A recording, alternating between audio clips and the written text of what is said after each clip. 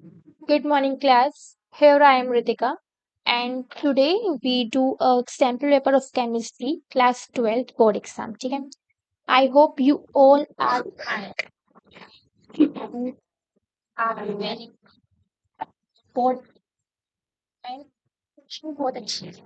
आप एकदम कॉन्फिडेंट में आ चुके हो क्योंकि इतने सारे प्रीवियस क्वेश्चन कर लिए हैं एंड अभी टाइम नहीं बचा है बिल्कुल भी। ठीक है, सो 1 मंथ। तो आज मैं आपके लिए सैंपल पेपर लाई हूँ केमिस्ट्री का। So let us solve this first. ये बाकी बात करते हैं पहले विदाउट टाइम वेस्टिंग, कि आपका हर एक मिनट कीमती है, हर एक minute. Fine.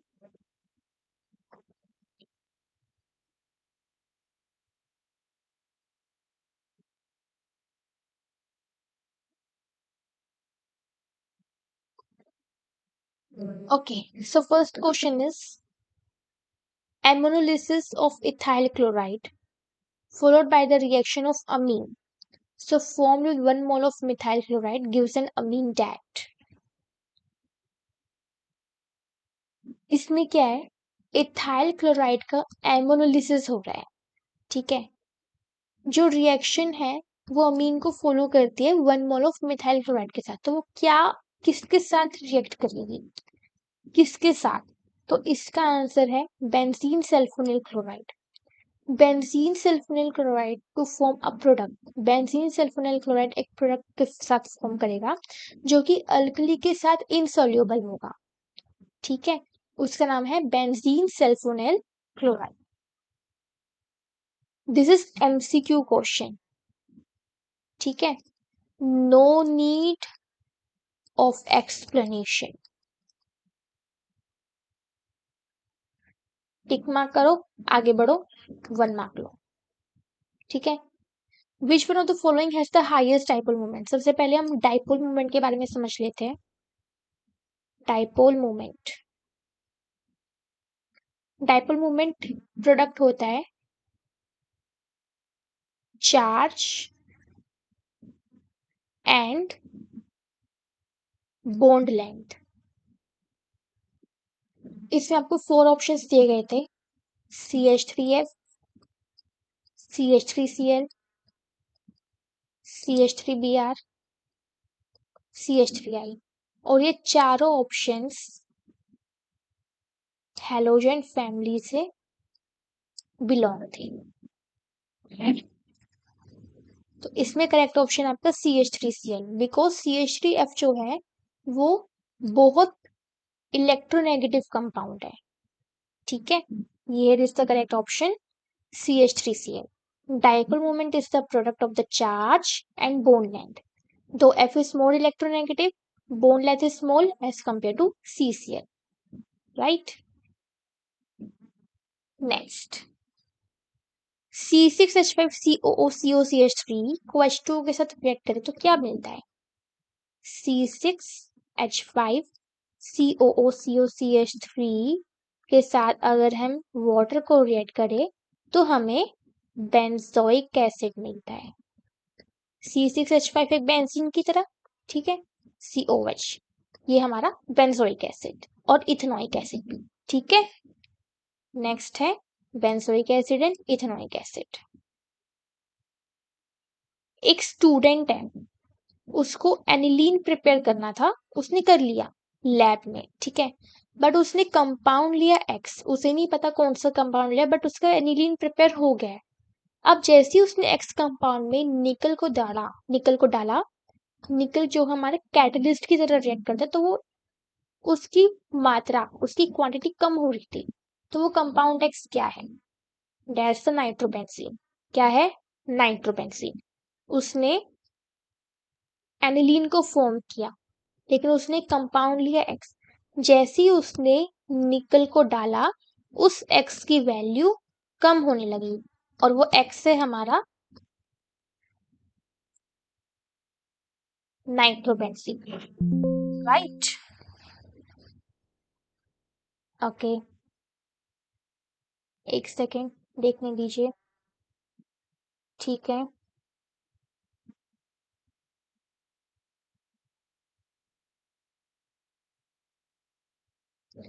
Next slide. Which of the following compound gives an oxime with hydroxylamine? कौन सा कंपाउंड ऑक्साइन देता है हाइड्रोक्सिलामीन के साथ? मीन्स हमारे पास एक एक्स कंपाउंड है, ठीक है, उसे हमने हाइड्रोक्सिल अमीन के साथ रिएक्ट कराया है और वो हमें ऑक्साइन देता है। तो वो एक्स कंपाउंड क्या है? वो एक्स कंपाउंड बेटा ये है CH3CO CH3। क्यों? क्योंकि एल्डिहाइड कीटोन हमें न्यूक्लियोफिलिक एडिशन रिएक्शन, ये जो ऑक्साइन आया है वो न्यूक्लियोफिलिक एडिशन रिएक्शन से आया है, ठीक है। ये जो ऑक्साइन आया है वो न्यूक्लियोफिलिक एडिशन रिएक्शन से आया है, फाइन। एंड इसमें जो कार्बोक्सिल ग्रुप होगा वो रिएक्ट नहीं करेगा क्योंकि ये न्यूक्लियोफिलिक एडिशन रिएक्शन नहीं देता है। अब नेक्स्ट क्वेश्चन है हमारा एजर्शन और रीजन पर। एजर्शन ये है ग्लूकोज हाइड्रोजन सल्फाइड के साथ फॉर्म नहीं करता है एडिशन प्रोडक्ट में विद NaHSO3। जब ग्लूकोज हाइड्रोजन सॉरी जब ग्लूकोज NaHSO3 के साथ रिएक्ट नहीं करता है तो वो हाइड्रोजन सल्फाइड का एडिशन प्रोडक्ट नहीं देता है। और इसका रीजन ये है जब ग्लूकोज 6 मेंबर साइक्लिक स्ट्रक्चर है और उस स्ट्रक्चर को बोलते हैं पैरेनोज स्ट्रक्चर। अब आप बताइए क्या इस स्टेटमेंट का करेक्ट एक्सप्लेनेशन ये है? तो मैं बोलूंगी assertion is correct, reason is also correct, but reason is not the correct explanation of assertion. तो here is the correct explanation. उसमें aldehydic group absent होता है, इसीलिए वो NaHSO3 के साथ रिएक्ट नहीं करता है। This is the correct explanation, ठीक है। नेक्स्ट assertion ये है half life zero order reaction के लिए वो इंडिपेंडेंट है इनिशियल कंसेंट्रेशन की, और रीजन ये है zero order reaction rate is equal to k होता है। अब इसमें मैं बताना चाहूंगी assertion is wrong, reason is correct. अगर मैं एजर्शन को रॉन्ग बोलूँ तो इसकी करेक्ट एक्सप्लेनेशन ये रही, half life zero order reaction के लिए ये होता है t half is equal to R naught upon में 2K, और ये जो आर नोट है वो हमारी इनिशियल कंसेंट्रेशन है रिएक्टेंट की, फाइन। नेक्स्ट बस रुक जाओ फिर की मैं देख लूं हो रही है नहीं हो रही, हो रही है, ठीक है।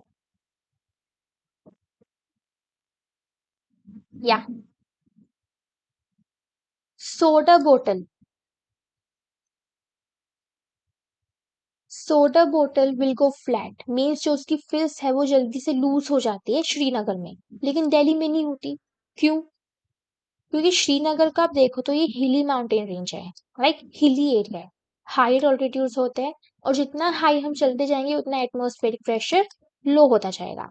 Solubility of gas in liquid directly proportional होती है partial pressure of gas. Carbon dioxide water में जल्दी डिसॉल्व नहीं होगी श्रीनगर में, इसलिए वो फिर लूज हो जाती है जल्दी से, ठीक है। इसमें की पॉइंट्स देखिए आप, मैं इसको एक बार इरेज करती हूँ फिर देखना, ठीक है। I just only mark the key points. Higher altitude atmospheric pressure is lower, number 1 point, ठीक है। solubility of gas in liquid is directly proportional to partial pressure of gas, number 2 point, ठीक है। Carbon dioxide dissolved in water will be lesser at Srinagar, बस number 3। And अगर आप ये तीनों point लिखते हैं 1 मार्क आपके 10, अगर ये भी नहीं लिखते ना 1 और 2 लिखते हैं तो 1 मार्क बेटा 10। क्योंकि CBSE क्या करता है आपके क्वेश्चन की लेंथ नहीं देखता, उसमें की वैल्यूज देखता है, की पॉइंट्स देखता है कि इसने ये की पॉइंट लिखा है, ये पॉइंट लिखा है, ये पॉइंट लिखा है, ओके डन। वो इतना नहीं देखा कि आपने आंसर 2 पेज का करा है, 3 पेज का करा है, 1 पेज का करा है, आधे पेज का करा है, कुछ नहीं। उसमें की पॉइंट मिसिंग नहीं होना चाहिए बिल्कुल भी। This is the correct view of answers, ठीक है। Next sugar help in increasing the shelf life of product. How? आपने देखा है अगर आप ग्रोसरी शॉप भी गए हो, वहां पे बॉटल्स होती है जूसेस की, वो 1 month, 2 month, 5 month, 6 month, 3 month तक रखी रहती है विदाउट एनी एक्सपायरी डेट। क्यों? क्योंकि उसमें शुगर और सोल्ट को ऐड किया जाता है जो बैक्टीरियल एक्शन को होने से बचाता है। बस यही रीजन है। एंड जो आजकल शुगर आते हैं, सोल्ट आते हैं, वो सारे फर्टिलाइज होके आते हैं। कोई शुद्ध प्योर शुगर और salt that's why. Okay, next. IUPAC name लिखना है इसका, आधा आधा करके पढ़ेंगे। के इज पोटेशियम, H2O2, H2O के कितनी मॉलिक्यूल्स है? 2, तो यहाँ पे आ गया डाई एक्वा। देन C2O4 के कितनी मॉलिक्यूल्स है? 2, तो यहाँ पे आ गया डाई ऑक्सलेटो। ये Cr क्या बोलते हैं? क्रोमेट। यहाँ पे क्रोमेट, इसकी पूरी ऑक्सीडेशन स्टेट क्या बनी? 3। और ये जो H2 इसको क्या बोलेंगे? क्योंकि ब्रैकेट से बाहर इसको बोलेंगे हाइड्रेट। तो पूरा नाम क्या बना? Potassium di aqua di oxalato chromate 3 hydrate. This is the IUPAC name. और ये कोऑर्डिनेशन कंपाउंड में एक क्वेश्चन तो बनता है इसका, ये तो करके ही जाएंगे, नाम तो आने ही चाहिए। ठीक है, नेक्स्ट। कौन सा मेटल प्रेजेंट होता है इस कंपाउंड में? होमोग्लोबिन। होमोग्लोबिन जो ब्लड के अंदर प्रेजेंट होता है, उसमें आयरन। ठीक है, विटामिन B12 जो ग्रीन लीफी वेजिटेबल्स होते हैं उसमें कोबाल्ट होना जरूरी है। बस आयरन कोबाल्ट ये लिखना और कुछ नहीं। नेक्स्ट, रिएक्शंस को कंप्लीट करना और मेजर माइनर प्रोडक्ट्स बताना। CH3 CH2 Br KCN के साथ रिएक्ट करेंगे। ये जो Br है वो पोटेशियम के साथ चला जाएगा और ये CN है वो इथाइल के साथ आ जाएगा। तो क्या बना? CH3 CH2 CN major product, CH3 CH2 NC minor product. CH3 CH2 CH double bond CH2 HBr। ये जो Br है वो इस बॉन्ड के बदले इससे जुड़ जाएगा। ठीक है, जिससे जो डबल बॉन्ड है वो हमारा सिंगल बॉन्ड बन जाएगा। तो प्रोडक्ट क्या बना? CH3 CH2 CHBr CH3 major product, CH3 CH2 CH2 CH2 Br minor product. CH3 CH3 के दो molecules CH Cl CH3 alcoholic KOH। Cl को इससे हटा दो। ठीक है, और जो हाइड्रोजन बॉन्ड है इधर बॉन्ड ले आओ। CH3 दो molecules C double bond CH CH3 major product, CH3 CH CH CH2 minor product. ठीक है, next.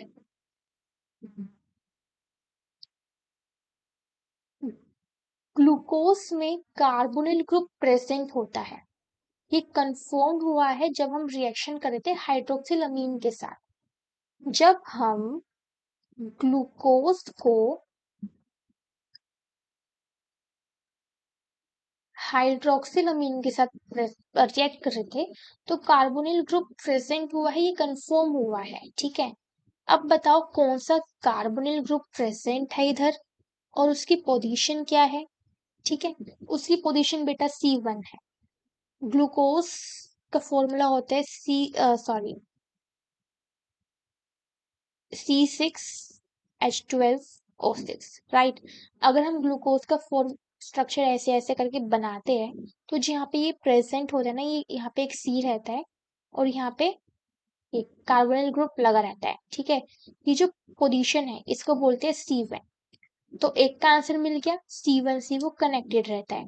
Carbonyl group present in glucose is aldehyde, वो एक अल्डिहाइड फॉर्म में होता है CHO के साथ। ठीक है, C1 एटम के साथ रहता है। ठीक है, ग्लूकोज ऑक्सीडाइज्ड होता है 6C carboxylic acid, glucose sorry gluconic acid जिसे बोलते हैं। ग्लूकोज 6C मतलब कार्बन की 6 चेन उसको कंट्रीब्यूट करते हैं ग्लूकोज में, ये उसकी बात कर रहा है। ठीक है, और COOH ग्रुप प्रेजेंट होता है C1 एटम के साथ, जैसा कि मैंने स्ट्रक्चर में आपको बताया है। ठीक है, और ये रिएक्ट करता है एक ऑक्सीडाइजिंग एजेंट के साथ जिसमें ब्रोमीन वाटर होता है। इसीलिए इंडिकेट करता है जो कार्बोनिल ग्रुप होता है वो अल्डिहाइड के रूप में प्रेजेंट होता है। Nice. Lowest oxide of transition metal is basic and highest is acidic. जो ट्रांजिशन मेटल का लोएस्ट ऑक्साइड है वो बेसिक होता है और हाईएस्ट एसिडिक होता है। वाई? तो lower oxide of transition metal, metal atom के जो कुछ इलेक्ट्रॉन्स होते हैं वो वैलेंस शेल में प्रेजेंट होते हैं, जो वो किसी और के साथ बॉन्ड नहीं बनाए जाते। ठीक है, एक्स्ट्रा इलेक्ट्रॉन्स होते हैं वो किसी और के साथ बॉन्ड नहीं बनाते। ठीक है, एंड एज अ रिजल्ट देखा जाता है इट कैन डोनेट इलेक्ट्रॉन्स, इसको हम डोनेट कर देते हैं जिससे वो बेस की तरह बिहेव करते हैं। और हायर ऑक्साइड की बात करें ट्रांजिशन मेटल का, ये वो मेटल होते हैं जिसमें कोई इलेक्ट्रॉन प्रेजेंट नहीं होता वैलेंस शेल में, इससे डोनेशन की कोई बात ही नहीं आती। ठीक है, तो ये जो इलेक्ट्रॉन्स एक्सेप्टेड होते हैं तो वो एसिड की तरह बिहेव करते हैं। नेक्स्ट, क्रोमियम हार्ड मेटल है, मरकरी नहीं है। मरकरी लिक्विड मेटल है। क्यों? क्योंकि क्रोमियम में क्या होता है, क्रोमियम में अनपेयर्ड इलेक्ट्रॉन होते हैं, अनपेयर्ड इलेक्ट्रॉन। और मरकरी में पेयर्ड इलेक्ट्रॉन होते हैं सारे। अनपेयर्ड इलेक्ट्रॉन होंगे तो वो स्ट्रॉन्ग मेटेलिक बॉन्ड बनाएंगे। ठीक है, जिससे वो एक हार्ड सॉलिड कहलाएगा। और अगर अनपेयर्ड इलेक्ट्रॉन नहीं होंगे जैसे मरकरी में, तो वो लिक्विड फॉर्म करेगा। That's why. Next, ionization energy element की 3D ट्रांजिशन एलिमेंट्स में ज्यादा इंक्रीज नहीं होती जब एटॉमिक नंबर इंक्रीज होता है। क्यों? क्योंकि बेटा शील्डिंग इफेक्ट, जब भी हम डी ऑर्बिटल की बात करते हैं ना तो उसमें शील्डिंग इफेक्ट आने लगता है। शील्डिंग इफेक्ट मीन्स न्यूक्लियस से हमारा एटम और इलेक्ट्रॉन बहुत दूर जाने होते हैं, बहुत दूर चले जाते हैं। उससे क्या होता है, न्यूक्लियस से ज्यादा पकड़ नहीं बन पाती। जैसे आप सोलर प्लैनेट्स में देखोगे, सोलर में मतलब सन से अगर कुछ ज्यादा नेपट्यून है, ओके, अगर नेपट्यून है तो वो सन की एनर्जी को ज्यादा ग्रैब नहीं कर पाएगा। इसलिए जो हमारे एटम्स होते हैं वो न्यूक्लियस से बहुत दूर जा रहे हैं ड्यू टू शील्डिंग इफेक्ट। इसलिए हमारा इफेक्टिव न्यूक्लियर चार्ज भी इंक्रीज हो रहा है। ठीक है, इसलिए वहां पे हमारी आयनाइजेशन एनर्जी ज्यादा इंक्रीज नहीं। नेक्स्ट, बेंजोइक एसिड एग्जिस्ट करता है as a dimer in solvent, aprotic solvent. क्यों?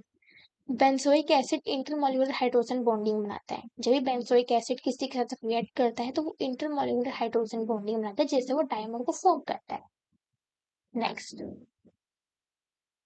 रिएक्शन में बेंजीन जब मिथाइल क्लोराइड के साथ रिएक्ट करता है in the presence of AlCl3 तो वो टोलीन को फॉर्म करता है।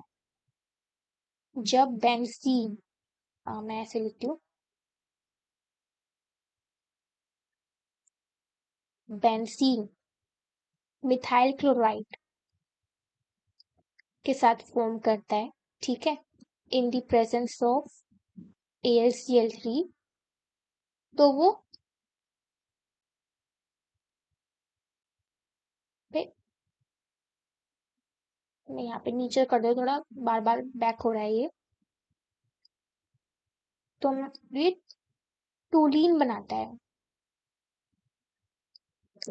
ठीक है, तो एक्सपेक्टेड आउटकम क्या होगा जब बेंजीन को रिप्लेस कर दिया जाएगा बेंजोइक एसिड के साथ। मीन्स यहाँ पे बेंजीन ना लेते हुए हम बेंजोइक एसिड ले तो क्या रिजल्ट आएगा?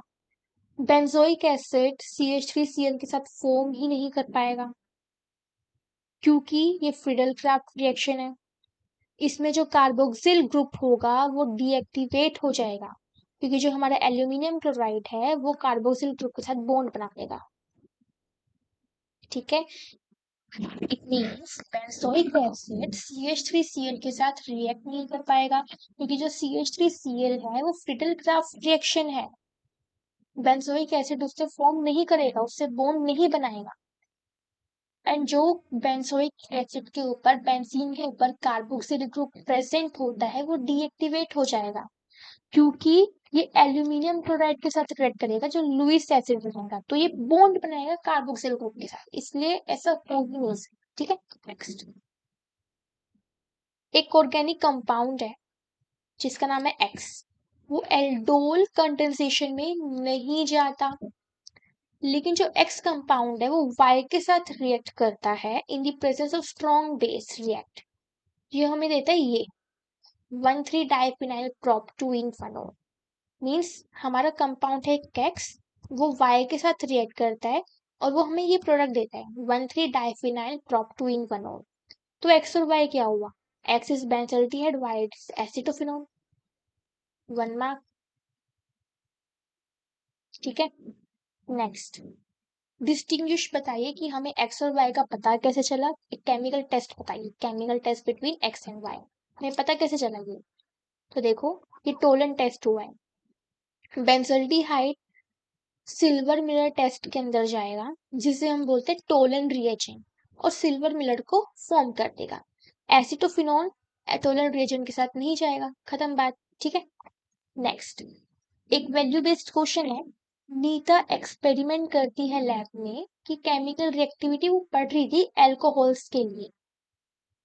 तो इस वक्त प्रोपेनल लेती है, एक 140 डिग्री में रखती है और एक 180 डिग्री तक ले जाती है। ठीक है। तो इन प्रोपेनॉल को डिफरेंट प्रोडक्ट्स क्या ऑब्टेन होते हैं इन दो टेम्परेचर पे। ठीक है। तो सबसे पहले 140 डिग्री का बताइए। इथेनॉल जब डिहाइड्रेशन रिएक्शन में जाएगा तो वो डाई इथाइल ईथर फॉर्म करेगा। क्यों? क्योंकि जो ईथर है वो nucleophilic acid two substitution biomolecular reaction से बना है। ठीक है। नेक्स्ट, अगर 180 डिग्री होगा तो वो क्या करेगा? इथीन फॉर्म करेगा, nucleophilic acid one substitution reaction. बस, जो मैं अंडरलाइन कर रही हूँ ना, यही इसका की पॉइंट है, यही इसका रीजन पॉइंट है। Fine. Next, reaction of ethanol with acetyl chloride carried out in presence of pyridine हो सकता है क्या ये? बताओ। जो इथेनॉल का रिएक्शन है जब हम एसिटाइल क्लोराइड से फॉर्म करेंगे in the presence of pyridine, pyridine यहाँ पे क्या वर्क कर रहा है? pyridine एक स्ट्रॉन्ग ऑर्गेनिक बेस है। ठीक है। pyridine कर रहा है कि HCl को रिमूव कर दो। जो ये पूरी रिएक्शन आएगी उसमें HCl को हटा दो, रिमूव कर दो। This is the work of the pyridine। Okay. Next, cresols and are less acidic than phenol. Cresols phenol से ज्यादा कम एसिडिक है, बहुत कम एसिडिक है। क्यों? क्योंकि इलेक्ट्रॉन रिलीजिंग ग्रुप्स यहाँ पे आ रहा है। ठीक है। जैसे कि अल्काइल ग्रुप्स हो गए, ये क्या करते हैं? फिनॉक्साइड आयन बनाने में ज्यादा फेवर नहीं करते, ये फिनॉक्साइड आयन नहीं बना पाते। अगर ये फिनॉक्साइड आयन बना पाते हैं तो ये इनका एसिडिक स्ट्रेंथ बहुत कम होता है। ठीक है। तो सिलिसोस are example are less acidic than phenol. Next, toluene से 3 नाइट्रो बेंजोइक एसिड बनाना है। मीन्स ये बेंजीन है, बेंजीन के ऊपर CH3। अगर हम इसमें KMnO4 ऐड करें विद OH, ठीक है, तो ये बेंजोइक एसिड देगा COH। COH में अगर हम HNO3 मिले विद H2SO4 सल्फ्यूरिक एसिड के साथ, तो ये क्या देगा? बेंजोइक एसिड देगा, nitro benzoic acid. Benzoic acid कहीं नहीं जाएगा और मेटा पोजीशन पे ये NO2 ला देगा। ठीक है। यह है Meta nitro benzoic acid, Meta nitro benzoic acid. Next, benzene से मेटा नाइट्रो एसिडोफिनोल बना है। तो पहले हमें बेंजीन चाहिए। ठीक है। उसमें हमें नाइट्रो नाइट्रो भी ऐड कर रहे हैं, तो नाइट्रो कहाँ से आएगा? HNO3 विद H2SO4, जैसे कि पहले रिएक्शन में होगा, उससे हमें नाइट्रो आ गया ग्रुप पे। ठीक है। ये बन गया नाइट्रो बेंजीन। अब क्या करना है? एसिटोफिनोन, नाइट्रो आ गया, एसिटोफिनोन ले लो। तो ले लो CH3 COCl in the presence of ACl3। ठीक है। एल्यूमिनियम क्लोराइड क्या बोलते हैं इसको? याद है? Lewis acid. बेंजीन के ऊपर एनोड तो पहले से आया हुआ था, ये रहा।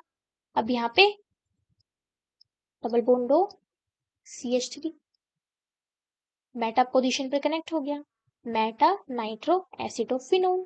Simple. Next, alcohols are acidic but they are weaker acids. Alcohols acidic है बट वीकर एसिड से वाटर से।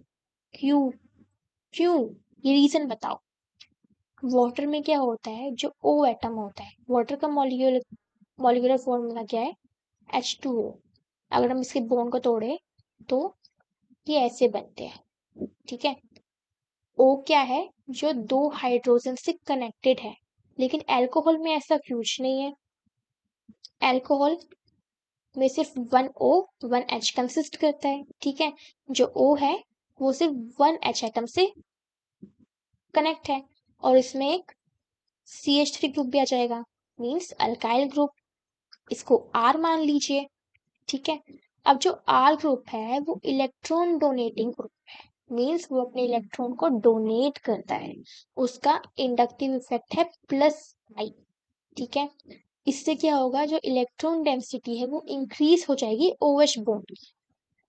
अगर हम OH बॉन्ड अल्कोहल का और OH बॉन्ड वाटर का कंपेयर करें तो इलेक्ट्रॉन डेंसिटी अल्कोहल की इंक्रीज होती है। इन अदर वर्ड्स, अगर मैं आसान भाषा में बात करूं, OH बॉन्ड अल्कोहल का स्ट्रॉन्गर होता है देन OH बॉन्ड वाटर से। तो जो प्रोटोन होते हैं, प्रोटोन रिमूवल फ्रॉम अल्कोहल तो ज्यादा डिफिकल्ट होते हैं। जितना ज्यादा स्ट्रॉन्ग बॉन्ड होगा उतना इलेक्ट्रॉन प्रोटोन बहुत मुश्किल से निकलेगा then in water. Hence alcohols are weaker acids than water. Okay, so this is the sample paper. I hope you like it. Okay, and आपको ये अच्छे से आया है, कोई आलतू फालतू क्वेश्चंस नहीं थे। आपने पूरी वीडियो देखी है, सब कुछ मतलब का ही था। अगर आप इसको करते हैं तो आपकी बहुत बड़ी हेल्प मिलेगी।